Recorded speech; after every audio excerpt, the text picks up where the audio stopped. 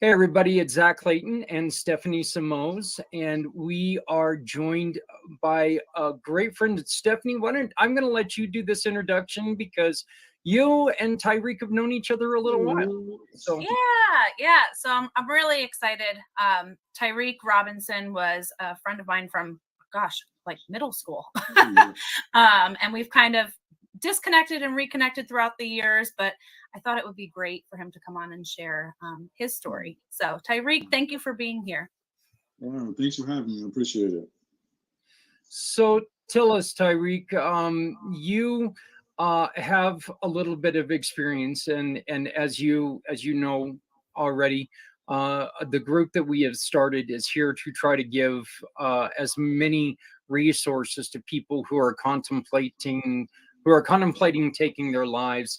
And Stephanie reached out and said, "You know what? You guys have got to get a hold of Tyreek. We've got to talk to him. You have a story to tell, and I would appreciate it if you would share with us this story." Yeah, no problem.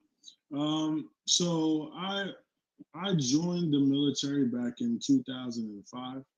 Um, I didn't join it for the reasons that I ended up staying in for it. That's for sure. I just looked at it as like, oh, this something I could do to help pay for school and stuff like that. So I joined in 2005. I left in 2006 for basic training and everything like that. When I came back, it was just the National Guard stuff. So I just did a couple tours, like little stuff here and there, nothing really like fighting or anything like that. Um, Back in 2009, we were activated to go to Iraq for 6 months. I ended up deploying January 2010, where I was there for about 7 months or so before I came back home. And that to me was an experience within itself. While over there, I was part of the honor guard that was over there. So we dealt with a lot of, any casualties of war or anything like that coming through our airbase. And our airbase over there was actually the hub airbase for the military base. So Okay. anytime, am I there? We're sorry, we lost you for just a second. We lost Yeah, you for just a second. yeah.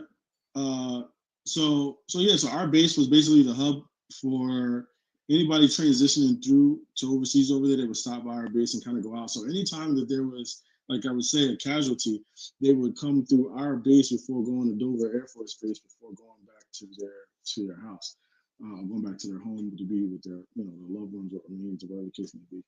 And interesting enough, the I did for the honor guard. I did about 5 of those before I couldn't really do anymore mentally.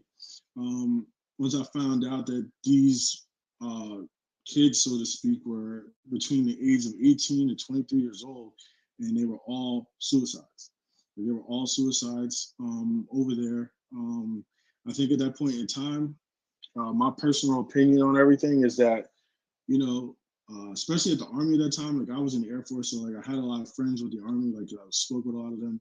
They were being so they would have like 11-month deployment, and then they were getting extended, and being away from your home at that time, being away from your family during those holidays and stuff like that. That kind of wears and tears on people, and that's when they were just deciding to just take their own life.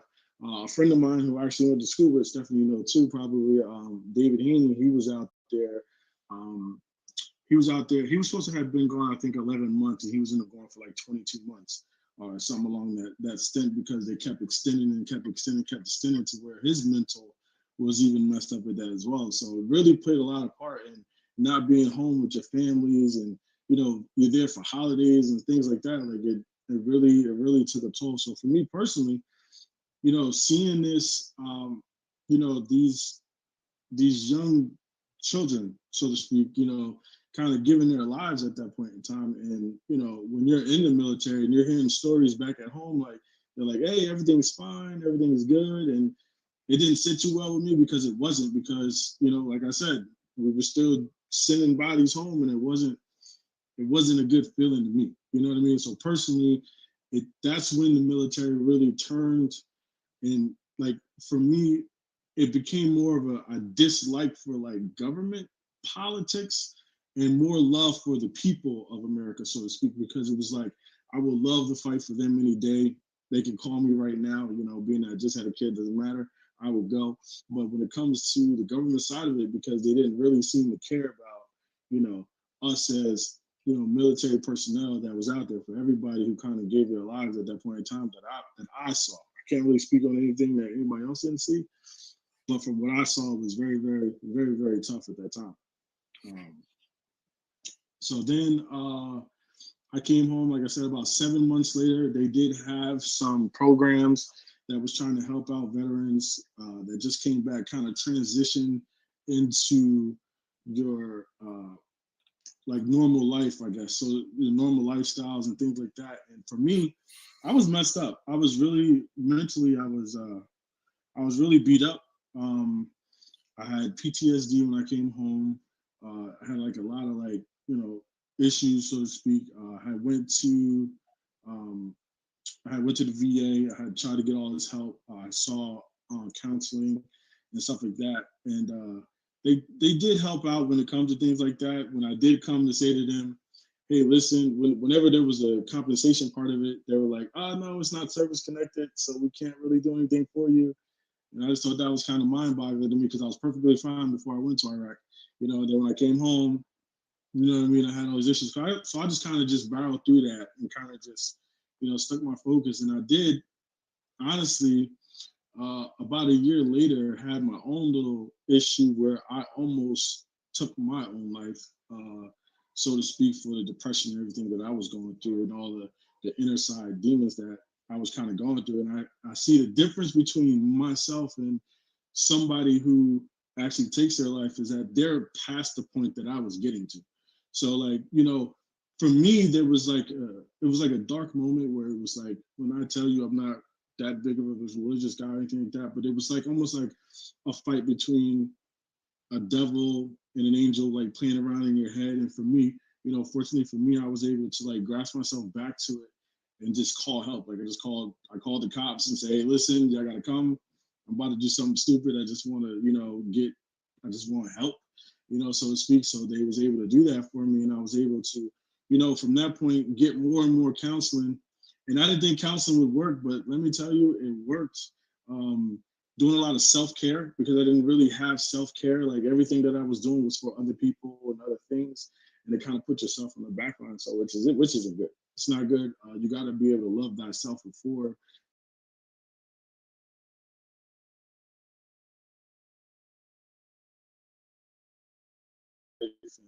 And I'm just glad that I was able to make that choice then to kind of still be here today.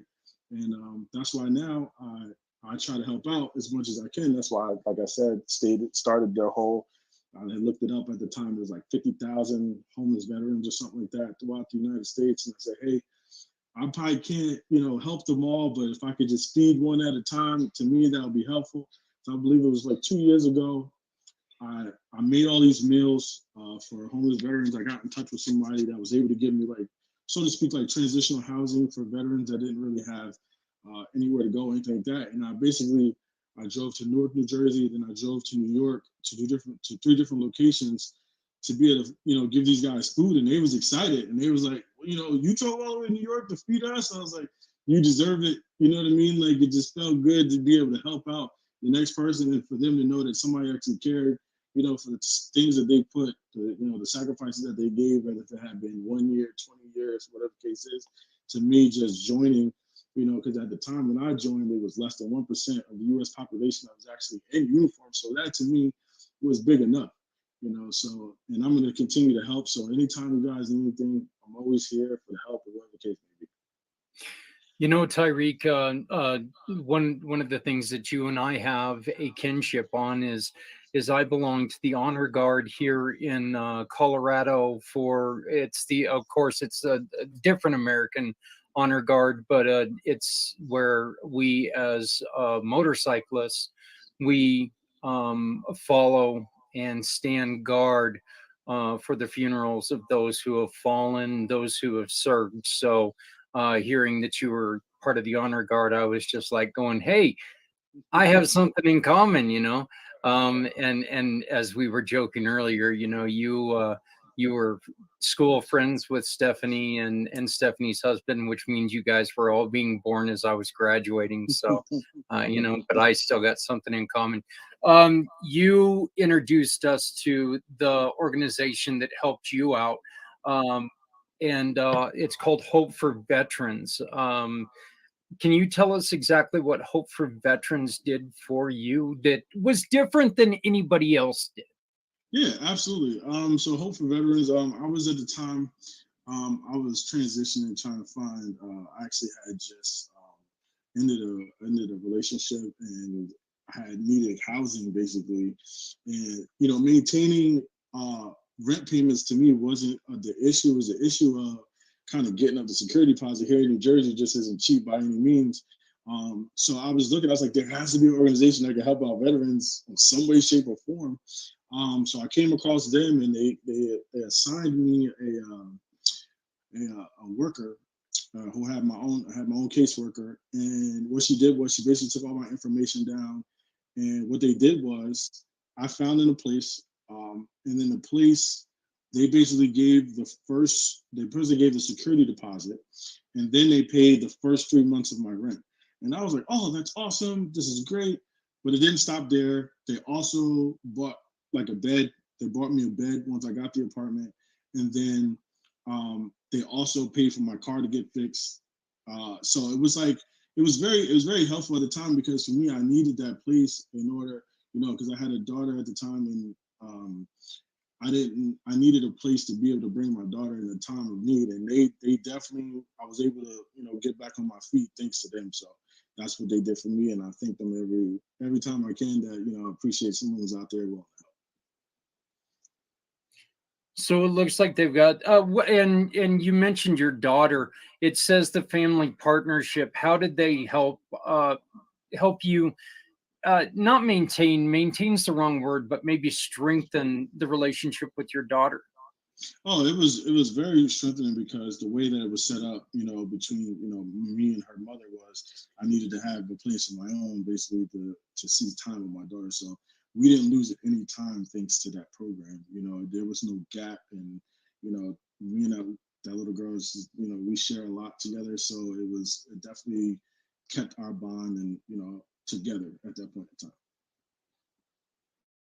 Oh, this is great, and we're looking at we're sharing the website right now with people, and it looks like they've got many different s- sections on here. They've got community hope, veterans, mental health, and housing. So it it just looks like they do a lot of things, and that's fantastic.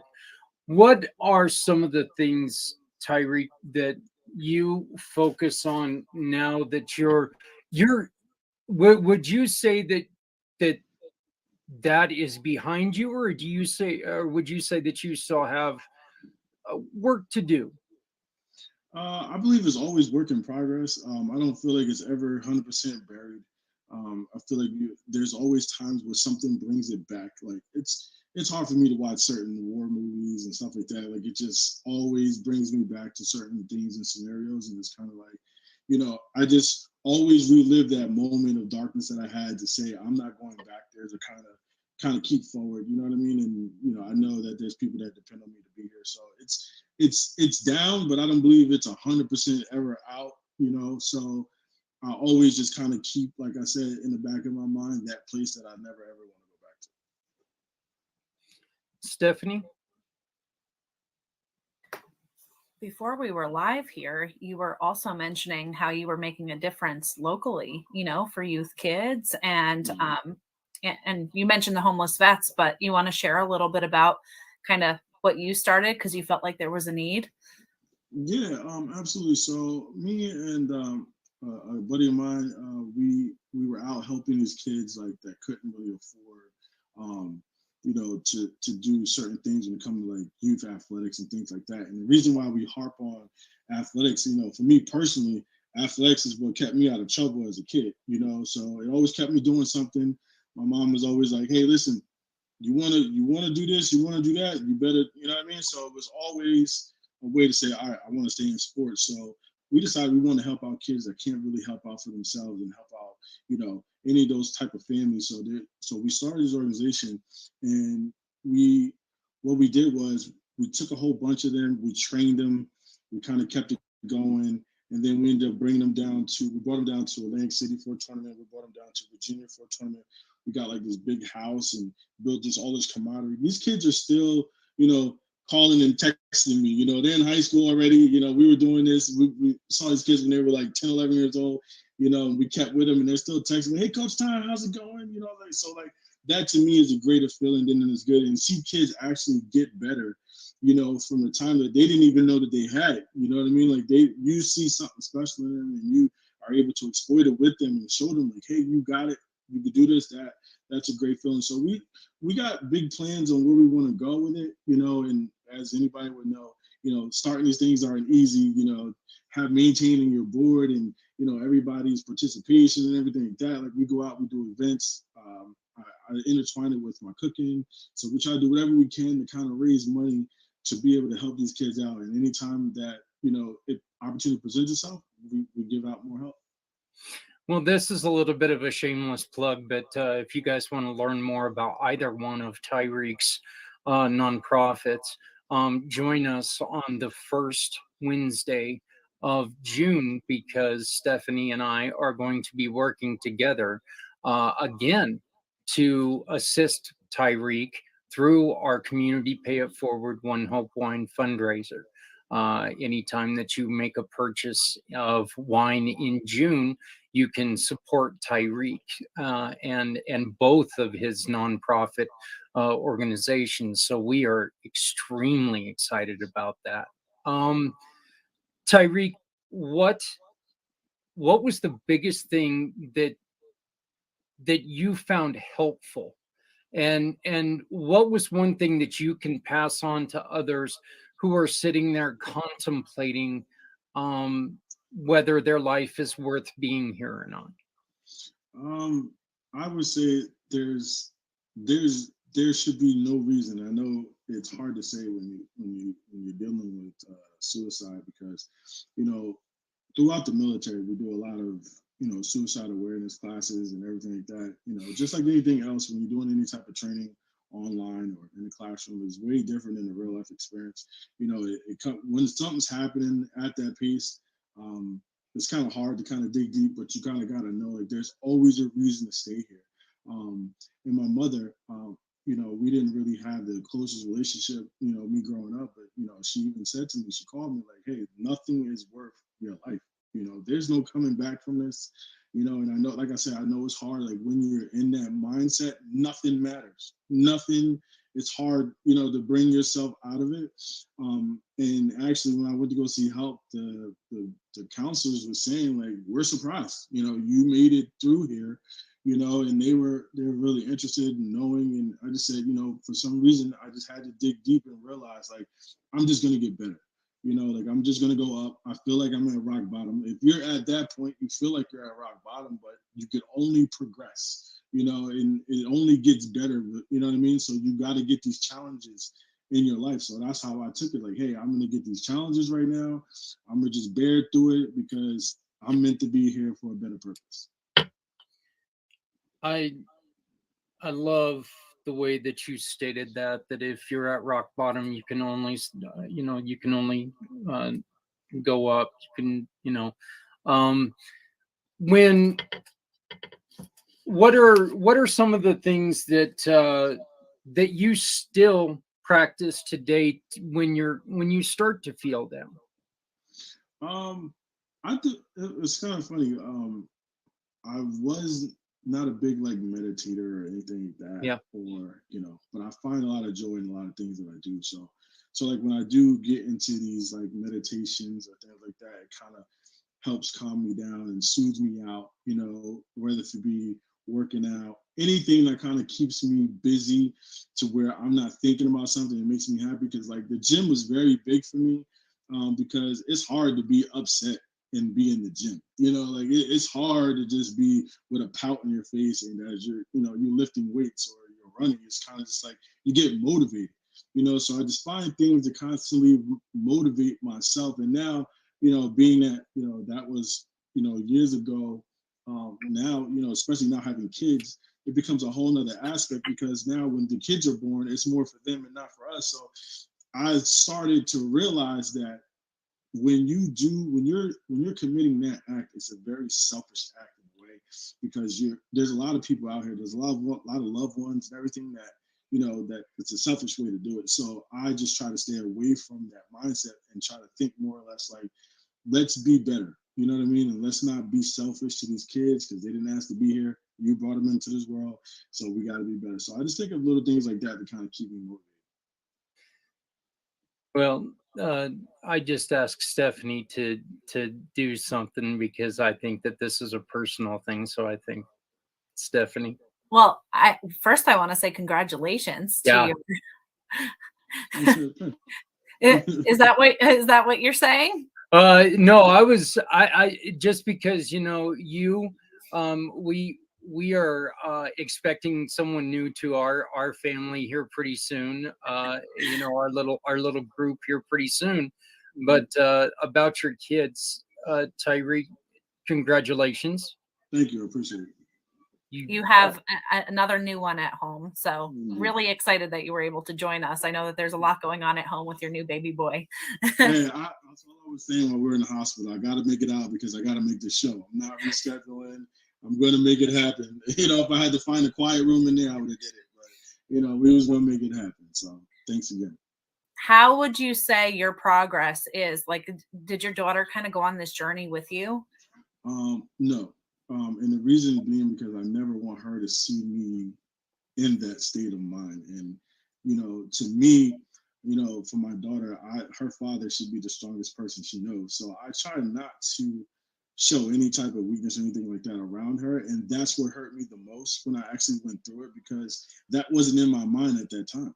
And then when I kind of made it out of the hospital and everything, and I was like, hey, I'm gonna see my daughter is probably gonna make it better. It made it probably like 50 times worse, because I felt like I was gonna let her down. Like I was gonna do something that she didn't, she didn't have, and she loves me to death. Like, so it's like there's no way that I would have been able to just go on with that. So it's definitely, I don't let her see any of that, or she won't know unless she gets old enough and she asks.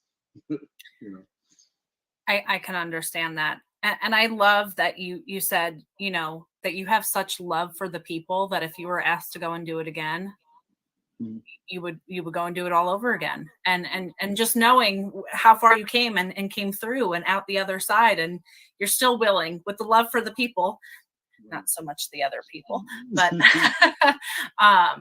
and that's just incredible. But I think one thing, Zach, that Tyreek has in common, and we've heard before, is like that whole mental struggle with the devil, angel, and really having to dig deep and get through that on your own. Is there anyone that kind of stands out to you that kind of helped you get to that point? Was it the counseling? Was it, if somebody might be listening in and say, hey, like, I know what he's talking about because I'm going through it. Was it the counseling? Was it, finding that extracurricular activity that would get you motivated, like the gym or a hobby or something?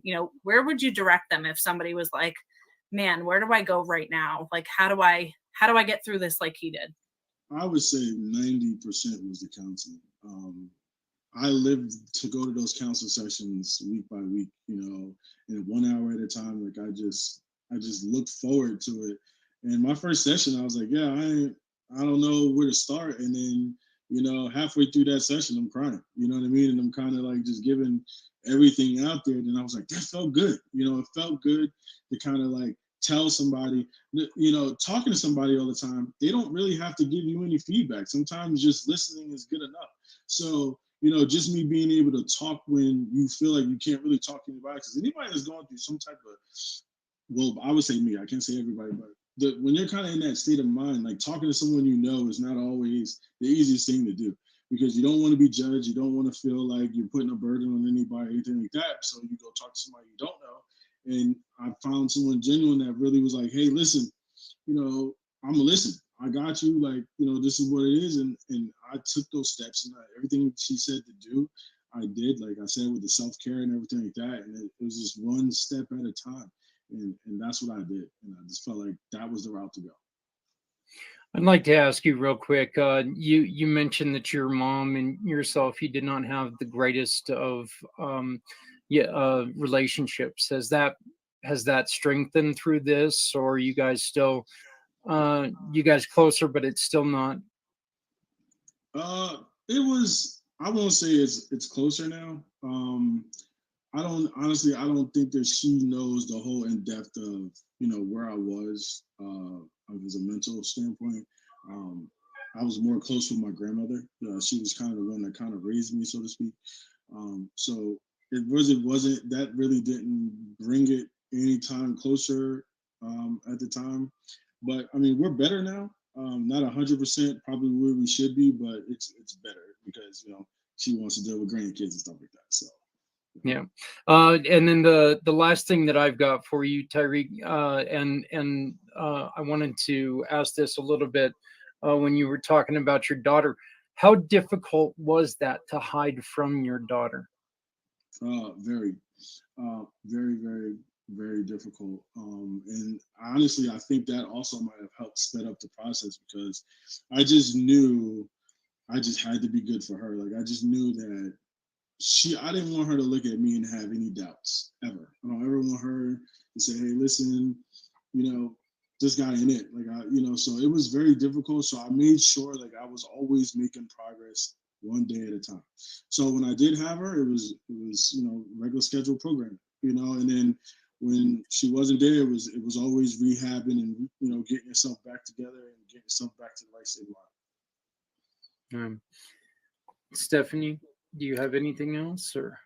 Yeah, I do. Well, that's really inspiring, and I think the way that you explained it really makes a lot of sense. And I, Daddy's little girl will motivate him, right? But I know you mentioned the Meals for Veterans earlier, and I know that you had said you started a nonprofit around that. Is there certain times a year that you focus on for that? Is it can you talk a little bit about that? And if somebody wanted to jump in and participate, or that maybe that's local to you, Right. So can you talk a little bit about that? Yeah, no problem. So what I did was I was trying to do it typically around the Thanksgiving time frame. If I can go, every 6 months or so, that's fine with me. Every 3, that's cool. But I kind of wanted to start there.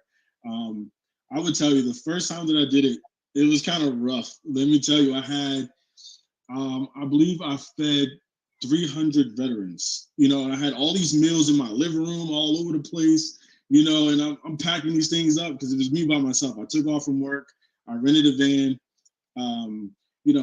People wanted to help out. Like I had put something out there, and I didn't want anybody's money because I don't want people to think I'm out here for a money grab. Like for me, like if you wanted to help, I was saying, hey, there's a local shop, right? You could do canned goods, you could do whatever food. I'm gonna cook it and deliver it. Like that's what it was about. It really wasn't there for any type of money. I just wanted to feed these veterans. So people did it, and I thank them for that. And driving around, and I actually got to the last place, and they had more veterans there than I had food for because they didn't tell me that in advance. So I ended up door dashing them some more food. I said, hey, no worries, you guys are good too. And like I said, and when I got home, it was no better feeling than what I felt. Like that day, everything was like, oh, I was success. Like it's nothing like you won't see a lot of it going around. I didn't really blow it up, but for me personally, it felt so good to know that somebody got fed that day that might have not had a meal that day. So it felt great. It felt real good.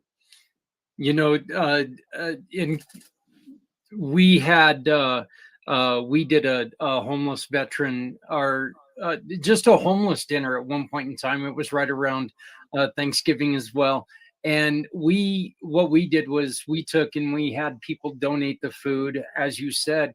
And but we had local restaurants who, like, we had the Tilted Kilt that was here in Greeley. They cooked the turkeys for us because we had like 7 different turkeys. We had Chili's donate the vegetables, and Applebee's donate, and they all prepared it. And so we went and we took and we got set up. at the LaSalle Fire Department here in northern Colorado. And the only problem that we had, it was 15 below that day, and nobody was going to be out and about. And so we're sitting there. What we ended up doing on that day was taking and wrapping up all the food, and we took it to the homeless shelter, and they served out the food at the homeless shelter. Nice. So I mean, it Nice. worked out perfect because it went exactly where we wanted it to go. But Right. yeah, it is kind of funny, Tyreek, how sometimes, you know, you take and you plan and you think, yeah, I got this, and then all of a sudden something just throws that wrench into it. But you know, Absolutely. brother, man, I got to tell you, all the love in the world for you. You know, doing the Thank you. DoorDash Appreciate it. and making up the extra. That's Yeah. innovative, Thank and you. it's thinking on your feet. Right. I want to thank you very much for joining us, and I want to thank you very much for introducing us to Community Hope. And uh, once again, folks, this is just it's one of the many places out here that we hope to introduce you to. And if you know somebody who's struggling, don't wait. Um, Tyreek, how much longer do you think that you had before you would have tried something? Um, I don't know. It was very thin. It was really on thin ice. Like I was at my end game. Like it was, it was there. It was there. Like it was there. Like I was there. I thank God that at that point in time I was able to pull myself back, and able to call for help, and they came and they did whatever they had to do. And then you realize too, like when they took me to the hospital, and they put me, and I didn't really understand what was going on because I felt like they drugged me or something. I'm not really sure. Because it was like real like drowsy. I remember somebody like being next to me, and I woke up the next morning, and I'm like, what time is it? And they wouldn't tell me the time. And then I'm like, I gotta go to work, and they was like, no, you're not going anywhere. And then kind of being in that process also helped me realize, like, is this really where you want to be? And is this really what you want to do, like, and stuff like that. And my family took a hit too, to be honest. Like they really felt like I could have came to them and talked to them or whatever the case was, and they put a lot of guilt on their own shoulders, which made me feel even more bad, because I'm like, I don't that's another thing I don't want to do. I don't want no one to feel bad for me or whatever I'm doing. So I kind of had to really really dig deep when it came there, but it was close. Um, I know that this is bringing up a lot of things, a lot of bad memories, but I want to commend you on your strength, and I want to commend you on your story. Appreciate I know that due to a personal family loss, I know the way that families can still feel that way. My mom still feels guilty about an incident that happened just a few short months ago, and it's something that it's really it's hard to tell somebody that you can't lay this on you. right, It's really hard to tell somebody that you can't lay this on you. They kind of got to work through it, but I know it's difficult. right. um Again, I want to let Stephanie have the last word, but I want to thank you very much for joining us and really sharing your story with us, because I think that as I've said before, there's no way better to prove that there's hope out there than to hear from people who have found hope. So, Tyreek, I thank you from the bottom of my heart, and I'm looking forward to working with you at the beginning of the month of June. Thank you. I appreciate it. Thank you again for having me. Tyreek, thank you so much for sharing. As Zach was repeating your quote before, I was also writing it down, that when you're at rock bottom, you can only go up, and you are an inspiration, and you showed that. So thank you for being here and sharing your story. I'm looking forward to diving in more to the nonprofit work that you're doing in June, Absolutely. and thank you for your service and everything you've done. All right, thank you so much for having me. And if you guys ever need people to talk, I got buddies that I met over there that we still talk to this day. Like I said, that was we're going on 13 years now. And I told him when I first talked to you about it, I said, hey, listen, if they ever need somebody, would you want to share your story? And he said, absolutely, anything you need. So if you guys ever looking for anybody else to talk to, I always got one or two people that definitely want to, be able to share their story as well. Because I think hearing somebody's story, hearing somebody talk about it is actually a good thing to do, So always there. Well, we will take you up on that offer. I will guarantee you we will take you up on that offer, because this is a story that's not going to, without work, it's not going to go away easy. So, but we do thank you. Hey, everybody, once again, you can get a hold of Stephanie by using her link tree right there. Stephanie Samo's on Linktree. And so please, anything that you want to know about One Hope Wines or any of the other work that she does, just hit up her Linktree right there. And now that my mouth stops freezing on me, and you can go to my card and just Zach_Clayton. So that's formycard.net, Zach_Clayton. Tyreek, again, thank you so very much. And we appreciate it. Thank you so much.